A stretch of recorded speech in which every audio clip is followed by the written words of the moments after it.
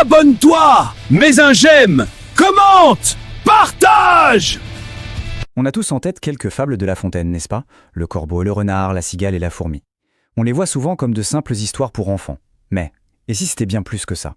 Et si ces contes animaliers étaient en fait une des analyses les plus fines et même les plus subversives de la nature humaine? Allez, on plonge.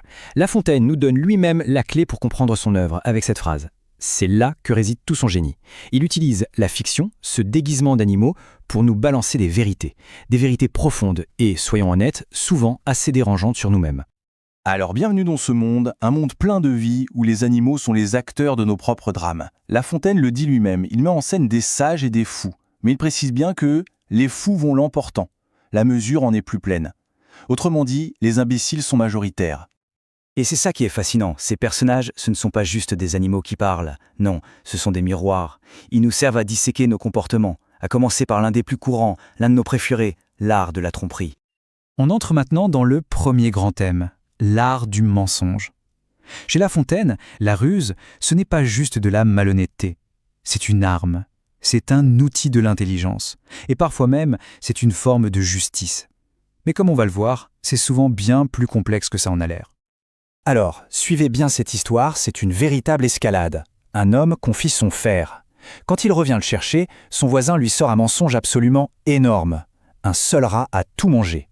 Au lieu de se lancer dans une dispute sans fin, le marchand va riposter avec une fable encore plus folle. Un hibou a enlevé son fils, un enfant en pleine santé. Et là, le menteur est pris à son propre jeu. Et voilà la morale, qui est d'un pragmatisme juste brillant. Ce que La Fontaine nous dit ici, c'est que face à un mensonge complètement ridicule, essayer de raisonner ne sert à rien. La meilleure défense, c'est de surenchérir dans l'absurde. C'est une pure stratégie d'intelligence.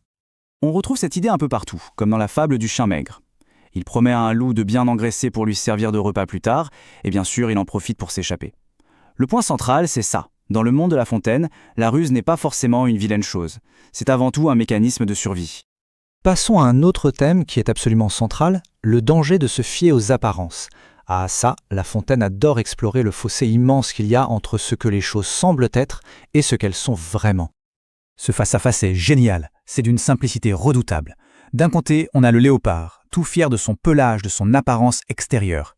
Et de l'autre, le singe, qui lui met en avant son esprit, sa capacité à inventer, à surprendre. La beauté contre l'intelligence. Et voilà le verdict. Implacable. La beauté superficielle, ça fatigue vite. La vraie richesse, celle qui ne s'use jamais, c'est celle de l'esprit. C'est un message qui traverse les siècles, sur le fond contre la forme, la substance contre la superficialité. Et cette réflexion sur la perception, La Fontaine va la pousser encore plus loin. Il nous présente un villageois, Garot, qui regarde la nature et trouve que tout est mal fichu. En gros, il se prend pour un meilleur architecte que Dieu. Rien que ça. C'est là que tout bascule. Au moment même où il critique l'ordre du monde, un tout petit gland lui tombe sur le nez et le blesse. Et là, il a une révélation. Il réalise avec une petite frayeur. Et que serait-ce donc s'il fût tombé de l'arbre une masse plus lourde, et que ce gland eût été gourde? Une petite douleur lui a révélé une grande sagesse. Ce qui lui paraissait absurde était en fait parfaitement pensé. On arrive maintenant au cœur philosophique du recueil. Là, La Fontaine ne fait pas que commenter les mœurs humaines. Non, il s'engage corps et âme dans l'un des plus grands débats scientifiques de son temps. Pour bien comprendre, il faut se remettre dans le contexte. À l'époque, la théorie qui domine, c'est celle de Descartes. Pour lui, les animaux ne sont que des machines, des automates hyper complexes. Un chien qui crie quand on le frappe, ce n'est pas de la douleur, c'est juste un mécanisme qui grince. C'est une vision très mécanique.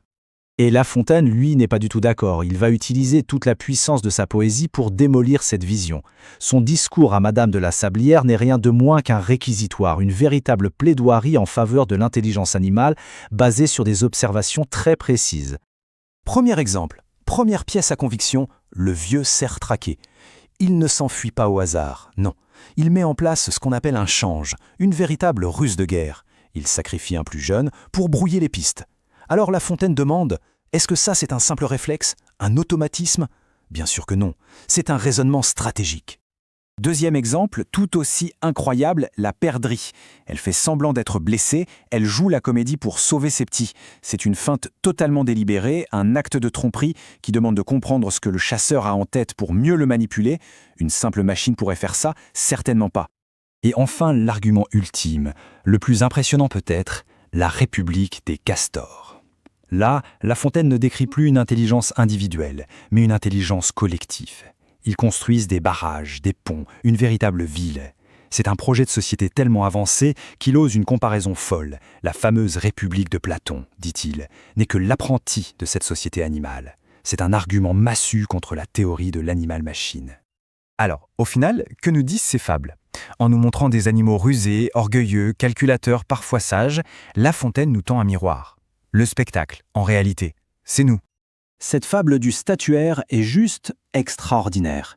Un artisan sculpte un dieu dans du marbre, et il le fait si bien qu'il finit par avoir peur, par trembler devant l'idole qu'il a lui-même créée de ses mains. C'est une métaphore tellement puissante de notre tendance à inventer nos propres fictions, nos propres croyances, et à en devenir ensuite les prisonniers. Et la conclusion de cette fable est peut-être l'un des vers les plus célèbres et les plus sombres de La Fontaine. Ça résume une part essentielle de notre nature. On reste de glace face à la vérité, mais on s'enflamme pour les illusions, pour les belles histoires qu'on se raconte. Et c'est sur cette question absolument vertigineuse que La Fontaine nous laisse. En donnant à ces animaux tant de raisonnement, il rend la frontière entre eux et nous complètement floue. Sa ménagerie devient un théâtre immense, où la seule bête qui est vraiment étudiée, disséquée et remise en question, eh bien c'est l'être humain. Abonnement, j'aime, commentaire et partage, je t'en prie, pour diffuser mes fables et ma sagesse.